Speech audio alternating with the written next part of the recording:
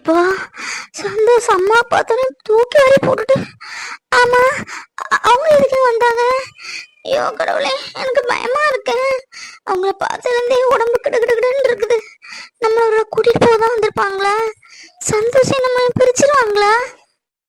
சந்தோஷம் நம்மள இருந்து பிரிச்சிருவாங்கன்னு நினைக்கேன். ஐயோ, இது சந்தோஷத்தை சொல்லவா வேணாமா? சொன்னாலும் என்னதான் இருந்தாலும் அம்மா அப்பா தேடமே இருக்கும். சொன்னா போய் பார்க்க போறேன்னு போற ஜாக்ல திடீர்னு வாடான்ட்டு கூட்டு போயாச்சுன்னா நம்ம என்ன செய்ய? கடவுளே, எனக்கு பயமா இருக்க. நல்ல வேலை அவங்க என்னைய பார்க்கல. பார்த்தாங்க தீந்தேனா பார்த்த இடத்துல அடிச்சு துவச்சிருக்க மாட்டாங்க. அம்மா கடவுளே, அவங்க என்னையும் சந்தோஷம் பாத்துறவே கூடாது. பார்க்காம நீதான் பாத்துக்கணும். பயமா இருக்க. எல்லாம் சுட்டாப்புல இருக்கு. சந்தோஷம் எப்போ வருவாருன்னு தெரியலையே. நேரம் ஆயிடுச்சு. சந்தோஷத்தை சொல்லுவோம். சொல்லாம இருக்க கூடாது, தப்பு. 1000 நாள் இருந்தாலும் அவங்க அம்மா, அவருக்கும் பாசம் இருக்கும்ல. அம்மா பார்க்கணும் அப்பா பார்க்கணும்னு. நமக்கு இல்ல. தூரத்துல நின்று பாத்துக்கிட்டு வர பாவம். ஐயோ, நம்ம ஏன் இப்படி கிறுக்கு கணக்கா மாத்தி மாத்தி புலம்பிட்டே இருக்கோம்? கடவுளே, எங்களை பாத்திரக்கூடாது. இன்னும் வீட்டை விட்டு வெளியவே இறங்கிடக்கூடாது. எப்பா, அங்க சுத்தி இங்க சுத்தி பக்கத்துலயே வந்துட்டாங்க. ஆமா, எதுக்கு வந்திருப்பாங்க திடீர்னு? பயமா இருக்கு. ஒருவேளை போலீஸ் ஸ்டேஷன் கம்ப்ளைண்ட் கொடுத்துருப்பாங்களா? கடவுளே, இவ்வளவு நாள் சந்தோஷமா இருந்துச்சு. ஏன் இப்ப இவங்களை என் கண்ணில் காமிச்சு? பயமா இருக்கு. எங்களை பிரிச்சிடக்கூடாது. நாங்க எவ்வளவு கஷ்டப்பட்டு வீட்டை எடுத்து இங்க வந்து உக்காந்துருக்கோம். இப்பதான் அவருக்கு வேலையே கிடைச்சிருக்கு. நல்லபடியா ஆனதுக்கு அப்புறம் தான் அவங்க கண்ணு முன்னாடி போய் நிக்கணும்னு ஒரு குறிக்கோளோடு இருக்கோம். அவங்க கண்ணில் மட்டும் பற்றவே கூடாது. நல்ல வேலை. என்ன சத்யா, என்ன மூடி புதிஞ்சிருக்க? உடம்பு எதுவும் முடியலையா? காய்ச்சல் அடிக்கா? என்ன சத்யா, உன்னதான் வந்துட்டீங்களா? இப்பதான் வந்தீங்களா? எனக்கு என்னன்னு தெரியலங்க. என்னமோ ஒரு பயமாவே இருக்கு. உடம்பும் நல்ல ஹீட்டா இருக்கு. காய்ச்சல் நினைக்கிறேன். என்ன காய்ச்சல் அடிக்கா? திடீர்னு காய்ச்சல் என்ன ரீசன்? மழையும் இல்ல, இன்னைக்கு அந்த அளவுக்கு கிளைமேட் சில்லுன்னு இல்ல. வெளியே எங்கேயும் போனியா? என்ன சந்தோஷ், காய்ச்சல் வர்றதுக்கெல்லாம் ரீசன் இருக்கா? காய்ச்சல் வர்றதுக்கு ரீசன் சொல்லிக்கிட்டா வரும். என்னென்ன காரணத்தால காய்ச்சல் வரேன்னு. ஏன் சந்தோஷ்? அதுவும் சரிதான். சரி, சூடா காஃபி போட்டு வரேன். சூடா குடி, காய்ச்சல்லாம் பறந்து போகும். அதுவும் சரியாகலையா? வா, ஹாஸ்பிட்டலுக்கு போய் ஒரு ஊசி போட்டு வரலாம். சரியா? வெளியில நான் வரலப்பா. என்ன வீட்லயே எனக்கு காபி போட்டு கொடுங்க, அதுலயே சரியா போகும். ஏன் சத்யா, வெளியே போன எப்படி பயப்படுற? வெளியே எதுவும் பார்த்து பயந்த? சரி சரி, நான் உனக்கு சூடா ஸ்ட்ராங்கா டீயே போட்டு கொண்டு வரேன். இஞ்சி ஏலக்கெல்லாம் போட்டு மசால் டீ. சரியா? உனக்கு ரொம்ப பிடிக்கும்ல? என்னாச்சு சத்யாக்கு? வெளியே போனாலே பயப்படுறா? சந்தோஷ், உங்க அம்மா அப்பா வந்திருக்காங்க. உங்கள்கிட்ட எப்படி நான் சொல்றதுக்கு? சொன்னா நீங்க பார்க்க போகணும்னு கண்டிப்பா நினைப்பீங்க. என்னை விட்டுட்டு அவங்க உங்களை கூட்டிட்டு போயிட்டாங்கன்னா? அப்பா அப்பா பாவம். இனி அது அப்பாவுக்கு உடம்பு சரியாயிரும்ல. நம்மள பாத்துட்டாருல, இன்னும் சரியாயிரும் அப்பாவுக்கு. அப்பா பாவம், நம்மள எவ்வளவு பாசம் வச்சிருந்தா. ஒரு சின்ன குழந்தை மாதிரி நம்ம பார்த்தோன்னு அழுதுருப்பாரு. அப்பா, நான் தப்பு பண்ணனான்னு எனக்கு இன்னும் தெரியல. ஆனா உங்களை ரொம்ப வருத்தப்பட வச்சுட்டேன். மன்னிச்சிருங்கப்பா. கண்டிப்பா உங்கள்ட்ட போன்ல அடிக்கடி பேசுவேன்ப்பா. அம்மாட்ட சொல்லாதீங்கன்னு சொல்லியிருக்கேன். அப்பா சொல்ல மாட்டாரு எனக்கு தெரிஞ்சு. சந்தோஷ், டீ போட்டுட்டீங்களா? என்ன சத்யா, டீ போட்டுட்டீங்களான்னு கேக்குற? டீ போட்டுட்டு இருக்கேன். என்னாச்சு உண்மையை சொல்லு. எங்க போன? எதை பார்த்து பயந்த? ஏதோ பார்த்து பயந்துருக்க, அதான் ஃபேஸ் எல்லாம் ஒரு மாதிரி இருந்துச்சு. சொல்லு சத்யா. ராதா வீட்டுக்கு போனியா? சந்தோஷ், என்னை எப்பவும் யாருக்காவும் விட்டு கொடுத்துட மாட்டீங்கல்ல. எனக்கு உங்களை ரொம்ப பிடிக்கும் சந்தோஷ். இந்த உலகத்திலே ரொம்ப ரொம்ப புரிஞ்சுக்கிட்டது நீங்க மட்டும்தான் சந்தோஷ். என்னை எப்பவும் கை விட்டுறாதீங்க சந்தோஷ். என்ன லூசு, என்னாச்சு உனக்கு இன்னைக்கு? நான் உன்னை விட்டுட்டு போனா? உன்னை விட்டுட்டு போற நாள் என் உயிர் என் உடம்புல இருக்காது. ஏன்னா உன் உயிரும் என் உயிரும் ஒண்ணுன்னு நினைச்சிட்டு இருக்கேன். இந்த இவ்வளவு கஷ்டத்துக்கு அப்புறமும் நம்ம வாழ்ந்து காமிக்கன்னு நினைச்சிட்டு இருக்கேன். உன்னை விட்டுட்டு போயிடுவானா? லூஸ் ஆட்டம் பேசிட்டு இருக்காத. காய்ச்சல் கூடனாலே இப்படிதான் போல. உனக்கு ரெண்டா ஏதாவது உளருவாங்கன்னு கேள்விப்பட்டிருக்கேன். அது நிஜம்தான். என்ன என்ன பார்த்தா உங்களுக்கு லூஸ் மாதிரி தெரியுதா? உளருகன்னு சொல்லிங்க. சத்யா, என்ன இருந்தாலும் நீ என் பொண்டாட்டி. அது எப்படி என் வாயால நான் சொல்லுவேன்? வாங்க சந்தோஷ். சந்தோஷ், நீங்க ரொம்ப பெரிய குடும்பத்துல வளர்ந்தவர். நான் உங்களை ரொம்ப கஷ்டப்படுத்தினா சந்தோஷ். என்னவோ இன்னைக்கு என் மனசுக்கு எப்படி ஃபீல் ஆகுது. அப்படிலாம் ஃபீல் பண்ணவே வேண்டாம். நீ இப்படி பேசுறதா எனக்கு ரொம்ப கவலையா இருக்கு. என்ன சத்யா புதுசா பேசிட்டு இருக்க? எல்லாமே நம்ம லைஃப்ல இப்படி இப்படி நடக்கும், நம்ம பிளான் பண்ணதுதான், அது இப்படிதான் நடந்துட்டு இருக்கு. கஷ்டமா லைஃப்ல நம்ம கஷ்டப்படலாம் கத்துக்கணும். அப்பதான் வாழ்க்கையில என்ன சொல்ல மேல போக முடியும். கஷ்டப்பட்டவங்க தான் இன்னைக்கு லைஃப்ல மேல இருக்காங்க. அதை புரிஞ்சுக்கோ சரியா? இனி சும்மா கஷ்டப்படுறீங்களா, நான் உங்களை வேதனைப்படுத்திட்டேனா அப்படிதான் கேட்டுட்டு இருக்காத. நமக்குள்ள வாழ்க்கை எப்பவும் போல நல்லபடியா போயிட்டு இருக்கும். உன்னை எப்பவும் யாராலும் என்கிட்ட இருந்து பிரிக்க முடியாது சரியா? இந்த டீ ரெடி ஆயிட்டு குடிக்குமா? சந்தோஷ், இன்னைக்கு ராதாக்கா கூட தேயிலை தோட்டத்துக்கு போனேன்னா நம்ம ஊருக்காரங்க மாதிரியே இருந்துச்சு. அவங்கள பார்த்தேன்னா அதான் பயந்து ஓடி வந்துட்டேன். அதுலதான் எனக்கு லேசா டெம்பரேச்சர் கூடிட்டு. நம்ம ஊருக்காரங்களா? அது யார் சத்யா, உனக்கு தெரிஞ்சவங்களா? ஒருவேளை அம்மாவை யாராவது பார்த்திருப்பாளா? தெரியல சந்தோஷ், ஆனா எங்கேயோ பார்த்த மாதிரி இருந்து. என்ன சத்யா, யாராவது வந்திருப்பாங்க, ஒரே மாதிரி 7 பேர் இருக்காங்கன்னு சொல்லுவாங்க, கேள்விப்பட்டதுல நீ? அவங்கள பத்தி காய்ச்சல் இழுத்து வச்சுக்கிட்டியா? இப்பெல்லாம் தெரியுது. என் செல்ல பொண்டாட்டி சத்யா.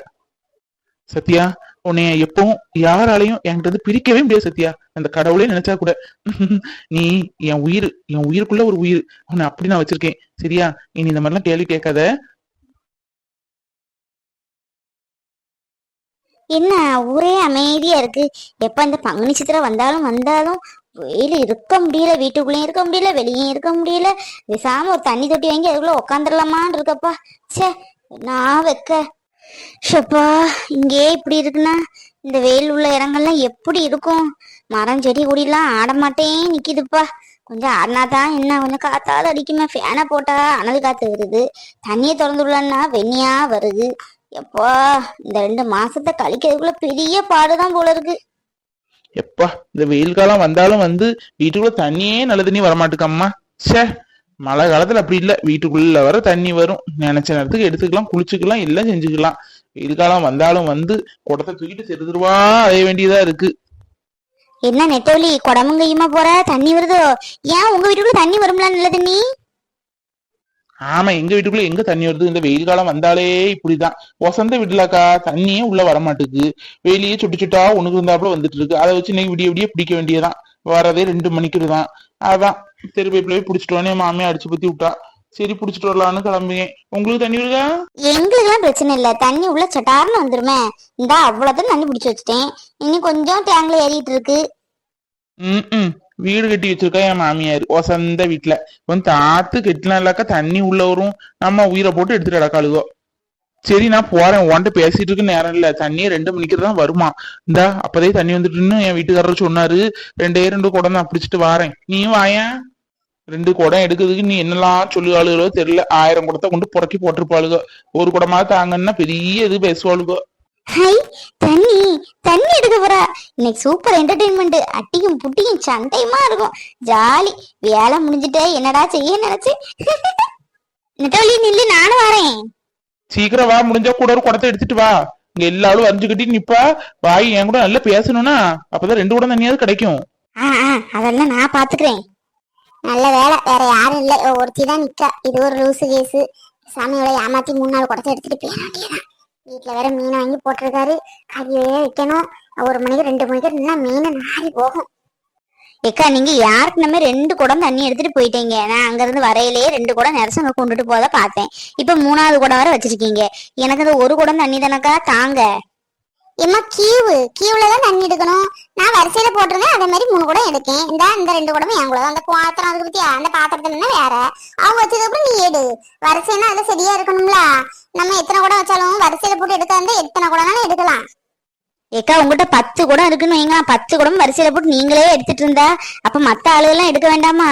1 குடம் தண்ணி கொடுங்கக்கா, பிள்ளை ஸ்கூலுக்கு அனுப்பணும். ஆமா, எங்களுக்கு வேலைதான். வேலை விட்டு இல்லாம இங்க நிக்கும். ஆம்பளை வேலைக்கு அனுப்பணும், பிள்ளைல காலேஜுக்கு அனுப்பணும். இந்த தண்ணி கூட எடுத்துட்டு போனாதான் நானும் வீட்டுல வேலை செய்ய முடியும். நில்லுமா நில்லு, வரிசையில போட்டிருக்கலாம், வரிசை வரட்டும். ஏன் அது கூட முந்தி கொட்ட எனக்கு முந்துக. திமிரு பிடிச்சவா, கொஞ்சம் கூட மனசாட்சிங்கிறதே கிடையாது. 10 குடம் வைப்பாலாம், இவ 10 குடம் பிடிக்க வர நம்ம இங்கே நிக்கணுமா? தண்ணியே 2 மணிக்கு தான் வரும். குடம்லாம் நிறைஞ்சிட்டு சோப்பு குடத்தை எடுங்க. நான் 1 குடம் தண்ணி வச்சுட்டு போட்டு நேரம் ஆகுது. தண்ணி எல்லாம் அங்க நின்னுட்டான். அளவு குடத்தை வச்சு எடுத்துட்டு போவோம். என்னது வந்தது வராம வெண்ணி தண்ணிய காலைல ஊத்திட்டு நிக்க? நில்லு, இங்க நிக்கடியெல்லாம் மனசால் இல்லையா? எவ்வளவு கியூ போயிட்டு இருக்கு. வருவாளாம், 1 குடம் தண்ணிய வைப்பாளாம். ஏ அம்மா சண்டாளி குடத்தை சமட்டி தள்ளி விட்டாலே குடம் உடைஞ்சு போச்சே. ஏமா கண்ணு இருக்கு அவனுக்கு என்ன அங்க நிக்கணும் மனுஷங்களா தெரியல.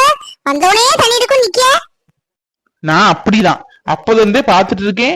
2 குடம் தண்ணி எடுத்துட்டேன்னு இந்த உமா சொல்லிட்டு நிக்க. மறுபடியும் 10 குடம் வைப்பேன்.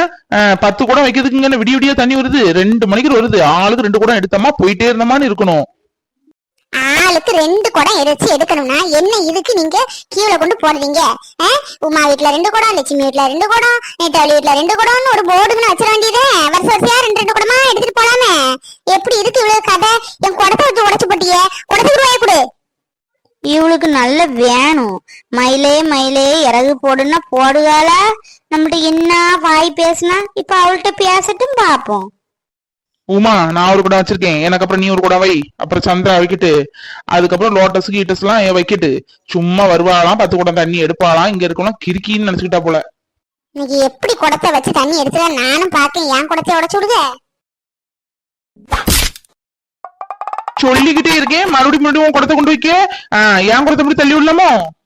அதையும் பாத்துருவோம். நீ இன்னைக்கு எப்படி தண்ணி எடுக்கேன்னு. கூடாது நெட்டவழி. அப்படிதான் எப்ப பாரு தண்ணி எடுக்க வரும்போது 1 குடம் 2 குடம் நான் எடுக்கேன். அவ்வளவு குடத்தையும் தான் எடுப்பா. எங்களுக்கு கடைசி ஆளு 1 குடம் தருவோம். அது கடை தண்ணியும் போயிரும்பதுக்க நல்ல குடு. விளங்காதவர்கள எல்லாரும் சேர்ந்துகிட்ட இந்த வரைக்கும் வரீங்க. ஒரு கடம் தண்ணி தரதுக்கு என்ன பாடு படிச்சுதாலும்மா. ஏக்கா 1 குடம் 1 குடம் சொல்லி 3 குடம் தண்ணி எடுத்தாச்சு. நீங்க ஏதோடி அப்படியே அடுத்தவங்களுக்கு தண்ணி குடுக்கீங்களா? மறுபடியும் நீங்களே எடுக்கணும்னு நினைச்சா எப்படி சொல்லுங்க? கோவம் வருமா வராதா? நானும் இவ்வளவு நேரம் அமைதியா உங்ககிட்ட கேட்டேன். அதுக்கு என்ன வாய் பேசுனீங்க பாருங்க. இப்ப அவ்வளவு பாருங்க தண்ணி எடுக்க பேசாம நிக்கீங்க. நல்லதுக்கு என்னைக்குமே காலம் கிடையாது போல. இருடி இரி, உன் மாமியிட்ட போய் எல்லாம் நான் சொல்லி கொடுக்கேன். மாமியாருக்கு நீ அடங்குவேன்னு எனக்கு தெரியும். யார்கிட்டனாலும் போய் சொல்லி தொலை. நியாயம்னா நியாயம். அநியாயத்துக்கு குரல் கொடுப்பா இந்த நெட்டவள்ளி. ஆமா நெட்டவள்ளி அநியாயத்துக்கு குரல் கொடுப்பா.